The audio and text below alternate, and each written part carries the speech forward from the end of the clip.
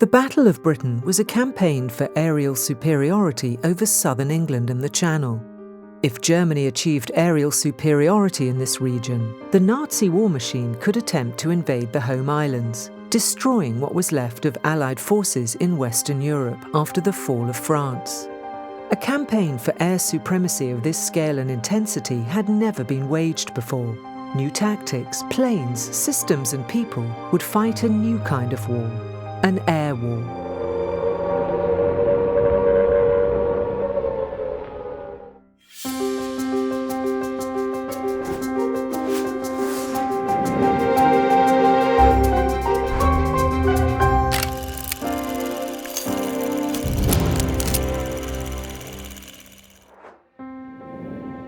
Aces were the premier fighter pilots of their day, men who had shot down at least 5 enemy aircraft. These pilots were not just skilled in dogfighting, but provided a solid core of leadership for the Air Force.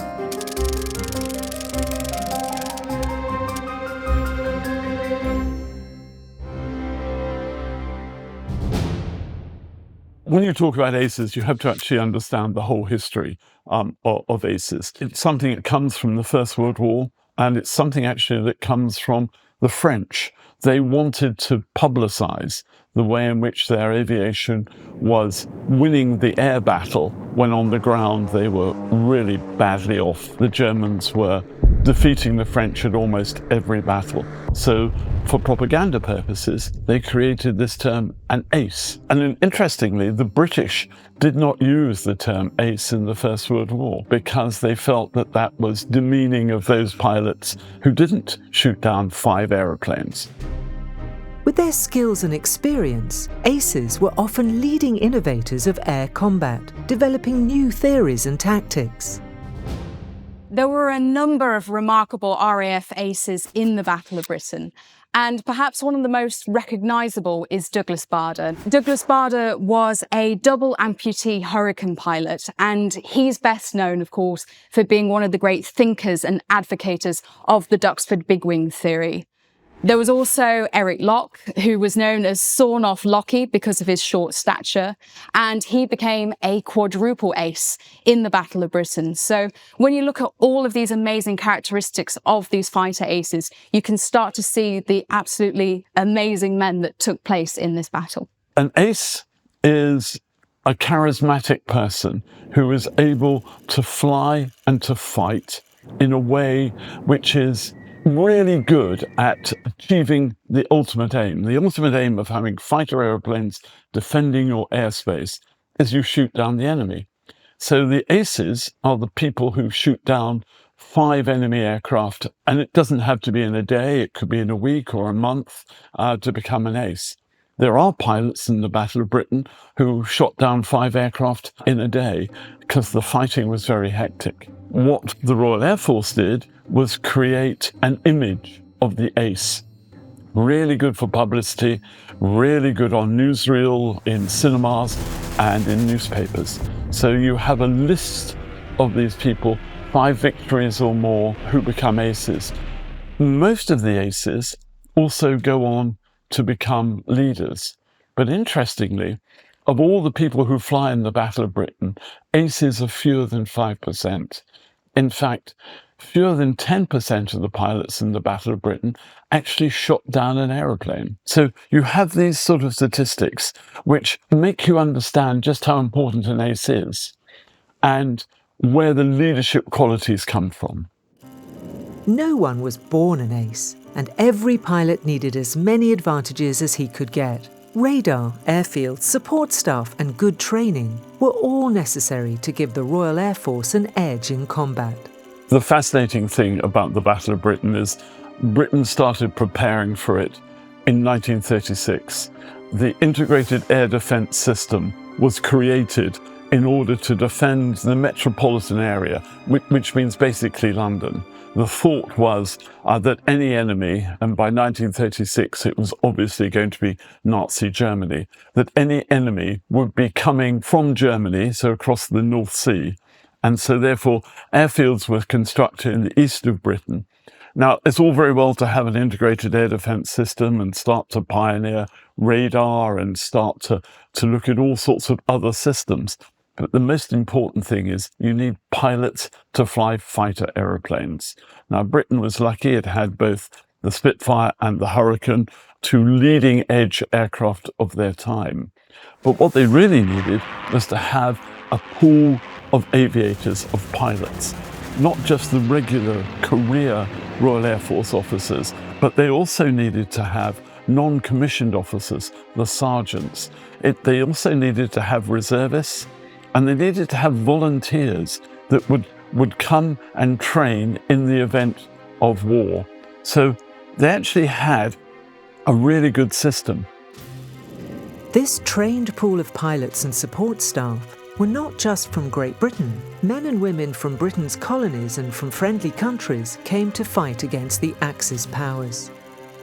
But of course, we're not just talking about a European battle. There are also fighter aces, fighter pilots that are participating for the Allies that are from North America and also across the Commonwealth. So, for instance, there are some fascinating stories of some early American pilots that had come over to Britain to fight on the side of the RAF. Pilot officer Billy Fisk, for instance, felt so keenly about fighting on the Allied side that he ended up pretending to be Canadian and managed to sneak his way to fight alongside the Royal Air Force.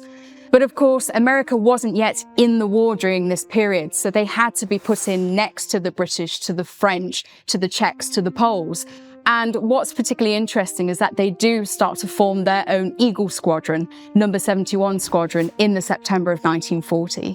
And it's important that they're learning all these lessons in the Battle of Britain because the squadron finally goes operational the next year. Sadly, though, a lot of these early American pilots were the first to fall in the Battle of Britain, and they ended up being honoured for sacrificing their lives for a country that wasn't even theirs. With the start of the war, the Royal Air Force massively expanded in size. Every battle was a painful chance to learn new tactics. The doctrines developed by the professionals during the interwar years would have to adapt to the realities of modern air combat. By the time that 1940 comes about, several of the squadrons have already fought in France, so they understand the German tactics. What then is important is to train the replacements to understand that. If you have regulars and reservists have a tendency to bring different views. They are coming across a way in which they are laterally thinking about problems. The problem the Royal Air Force Fighter Command had in 1940 was a lot of the squadron leaders had been in the Air Force for 10, 15, maybe even 20 years. They were very set in their approach on how they would do things. So they had standard attack formations, number 1 attack, number 2 attack. It's all about how you position your aeroplanes. That's fine if you're only attacking a bomber stream. But what the planners hadn't really understood was that the Netherlands, Belgium, and particularly France would fall to the Germans. So therefore, there would be fighter bases close to the Channel. So instead of just fighting bombers, the Royal Air Force would have to fight fighters. Now, both Spitfire and Hurricane were designed as bomber destroyers, not necessarily as dogfighters. So you have this whole issue of where do you best situate your airplanes and how do you best man them?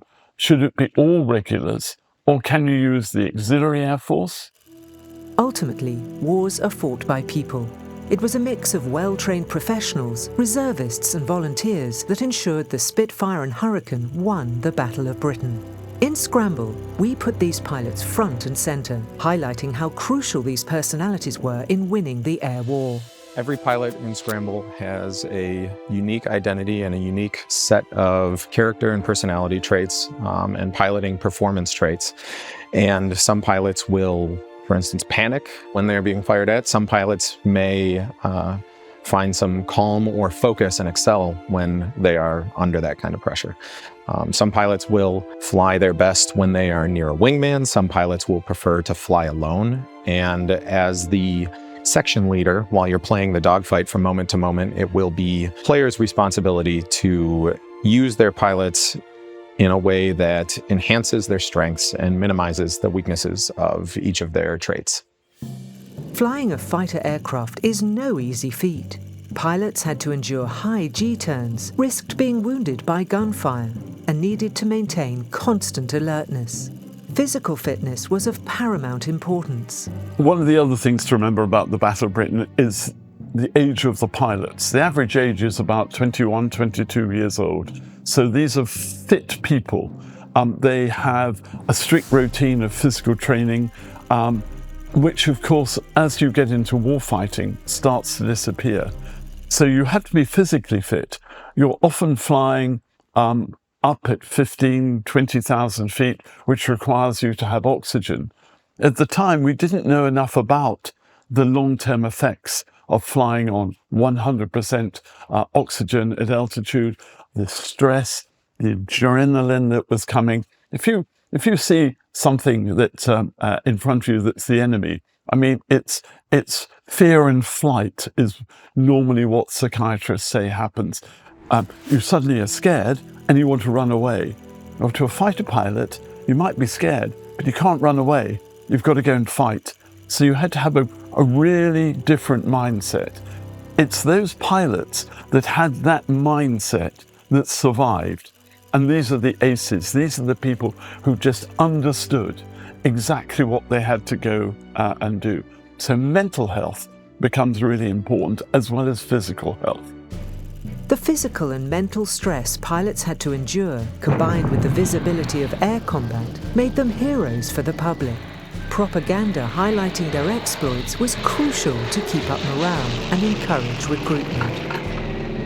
But of course, because the public knew the kind of pressures and strains that these men were going through, they immediately became heroes in their respective countries. So, of course, the fighter aces were splashed over magazines and newspapers. They were dashing, they were young, they were very much dangerous to the other side. They were saving their own respective countries. And so they very much got celebrated in the media, through newsreels, and of course receiving awards. In Britain, of course, Fighter Command and Bomber Command are immortalised as the few by Winston Churchill in his speech. But this ends up becoming really synonymous with the fighter aces, as it has done ever since.